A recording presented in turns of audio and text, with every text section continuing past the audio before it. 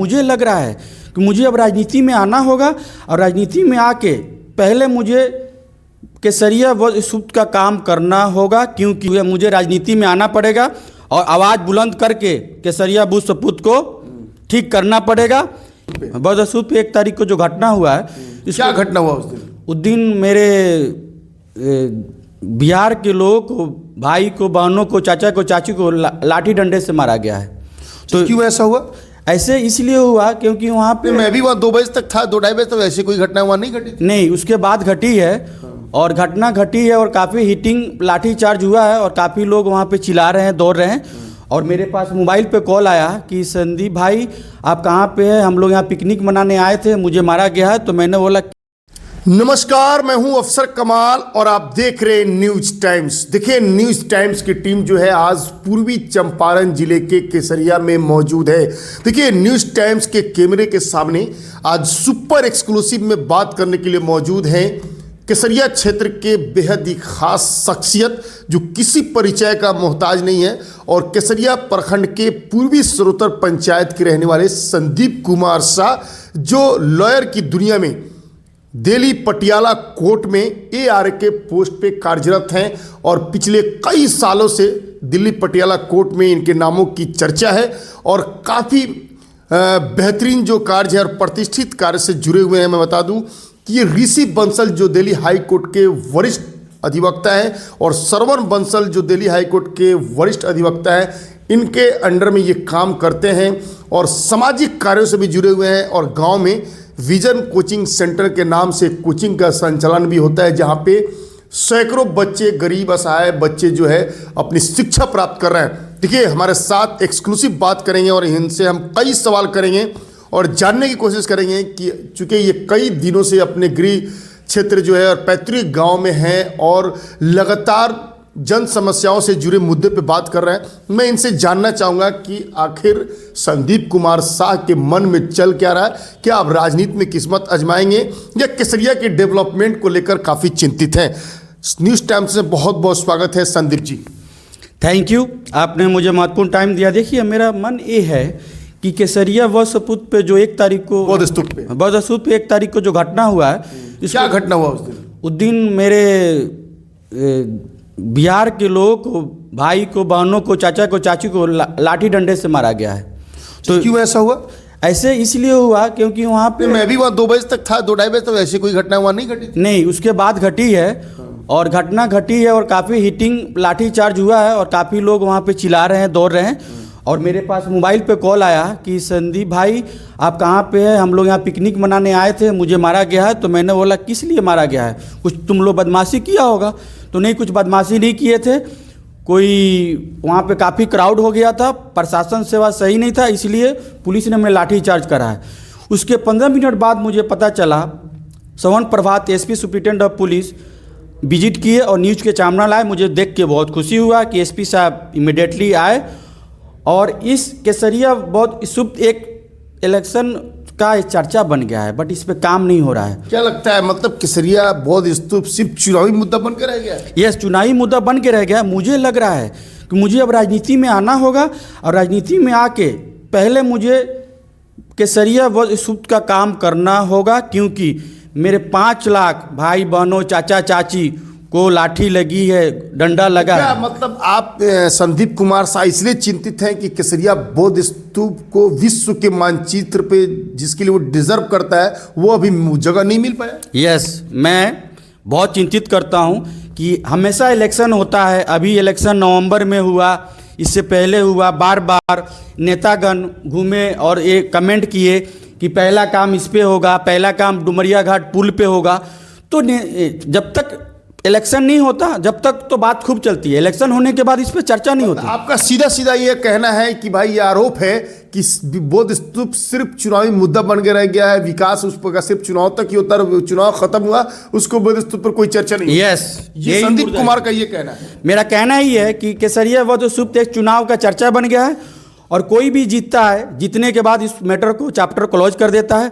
तो मुझे लग रहा है कि मैं राजनीति में आऊँ और मैं राजनीति में आऊँ ना तो मैं बिल्कुल हिला दूंगा और राजनीति में हिलाते हुए पहला काम मेरा केसरिया वध स्तूप रहेगा और चुनाव अगर राजनीति में आए, चुनाव जीत गए, कोई किसी पद पे चले गए, कहीं आप भी भूल गए तो?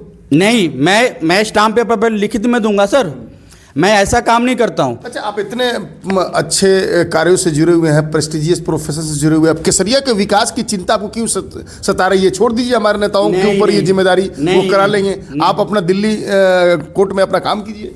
सर ऐसा है, मैं यहाँ का निवासी हूँ, केसरिया मेरा ब्लॉक है और सोरोत्तर गांव मेरा विलेज है और डुमरिया घाट मेरा थाना है, और मैं पूरा ब्लॉक केसरिया ब्लॉक वासियों को न्यू ईयर की हार्दिक हार्दिक शुभकामनाएं देते हुए, मैं जो न्यू ईयर का हुआ है कांड, इस पे दुख जताते हुए मुझे राजनीति में आना पड़ेगा और आवाज़ बुलंद करके केसरिया बूथ सपूत को ठीक करना पड़ेगा।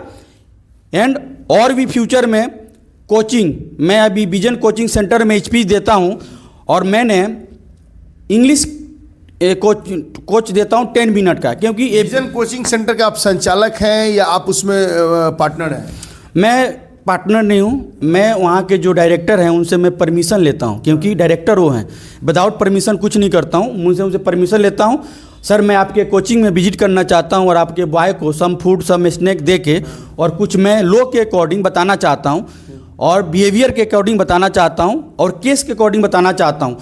तो वो बहुत ही अच्छे जेपी सर हैं, वो मुझे परमिशन अलाउ करते हैं और मैं बच्चों को 10 मिनट 15 मिनट गाइड करता हूँ और सम ड्राई फूड सम स्नैक फूड उनको देता हूँ और मैं बच्चे को मेरे घर के बगल में पढ़ते मैं प्राउड फील करता हूँ। अच्छा, आप तो जनता के बीच लगातार बने हुए हैं, लोगों से मिल रहे हैं, जन समस्याओं को सुन रहे हैं और लगातार लोगों से क्या 2026 के ये त्रिस्तरीय ग्राम पंचायत चुनाव में किसी पद पे किस्मत आजमाने जा रहे हैं संदीप शाह, ऐसा तो लग रहा है?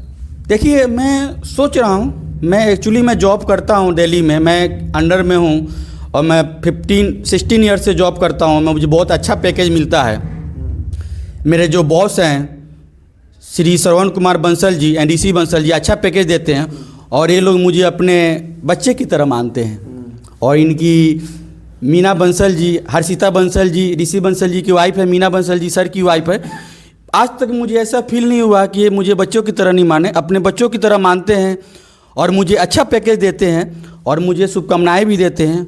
और मैं दुख जताते हुए मुझे लग रहा है मुझे राजनीति में आना पड़ेगा, राजनीति में आके मुझे लोगों से मिल रहे हैं, जुल रहे हैं, तो लोगों का क्या डिमांड है? लोग का कहना है कि फर्स्ट ऑफ ऑल आप मुखिया लड़िए, बट मैं मुखिया पे उतना फोकस इसलिए नहीं करता हूँ क्योंकि मुखिया तो मैं लड़ूंगा, मुखिया में मैं जीत जाऊँगा। मुखिया में मेरे और भी कैंडिडेट हैं जो लड़ना चाह रहे हैं, उनका नाम मैं डिस्क्लोज नहीं करूँगा।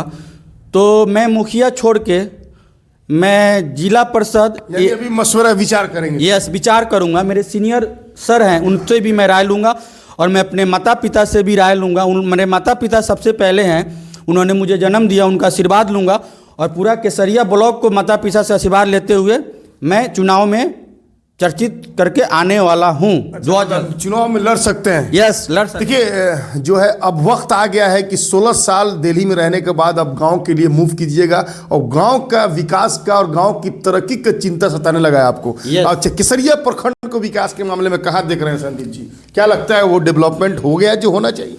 देखिए, मैं जिस तरह दिल्ली में रहता हूँ और दिल्ली की जो फैसिलिटी देखता हूँ, कोर्ट प्रोसीडिंग, थाना proceeding, block proceeding, somebody works different, तो मुझे लगता है बिहार पीछे है काफ़ी। तो केसरिया की बात में केसरिया के पीछे है, बिहार भी है, केसरिया भी पीछे है। मैं केसरिया से ब्लॉक कर रहा हूँ, ब्लॉक से हूँ, तो मैं ये केसरिया को आगे ले जाऊँगा चुनाव में आके।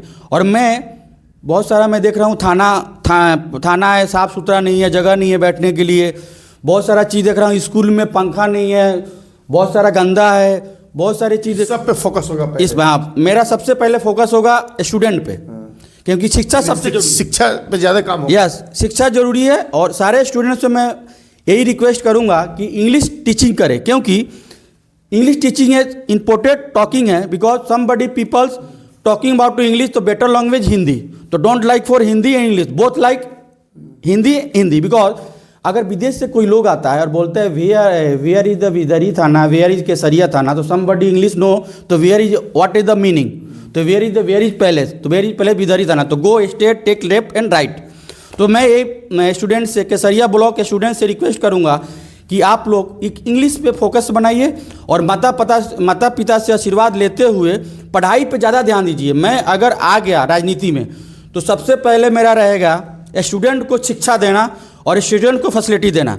जैसे मैंने विजन कोचिंग सेंटर में मैंने अनाउंस कर दिया है कि मैं कोई भी चीज़ में जीतूंगा तो एक लैपटॉप, एक आईपैड, लड़कियों को लैपटॉप, आईपैड, आईफोन, परमिशन लूँगा पहले उनको पेरेंट्स से और टीचर से। आईफोन मैं इसलिए क्योंकि फ़ोन देने के बाद वो लोग किस तरह यूज करें, आप उनको पुरस्कृत करेंगे। अच्छा, ये बताइए कि केसरिया की मतलब मैं इस बात को मान लूं कि आप 2026 के इस ग्राम पंचायत चुनाव में किसी यानी जिला परिषद पद पे किस्मत आप आजमा सकते हैं। यस, मैं आजमाऊंगा। अभी आप चर्चा करेंगे अपने सीनियर से चर्चा करूंगा, माता पिता से पहले आशीर्वाद लूंगा और जितना केसरिया ब्लॉक के माता पिता, बहन, भाई है उनसे भी मैं चर्चित करके आशीर्वाद लूंगा, क्योंकि मैं अकेले चुनाव नहीं जीत सकता, इन सबका आशीर्वाद मुझे चाहिए। और केसरिया ब्लॉक के जितने स्टूडेंट हैं सारे स्कूल कोचिंग में मैं स्पीच दूंगा और सबको मैं यही कामना करूंगा कि मैंने जो विजन कोचिंग सेंटर को कमेंट करा है वो सारे मेरे लिए सब बराबर है, उन्हीं को। केसरिया की महान जनता से क्या अपील करना चाहेंगे, क्या उन्हें संदेश देना चाहेंगे?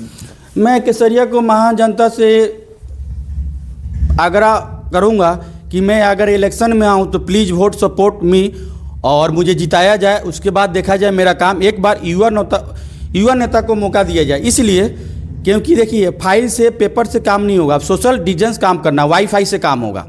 वाईफाई से कौन करेगा? जिसको आएगा वो करेगा। तो मैं वाईफाई से लिंक बना के मीटिंग करूंगा।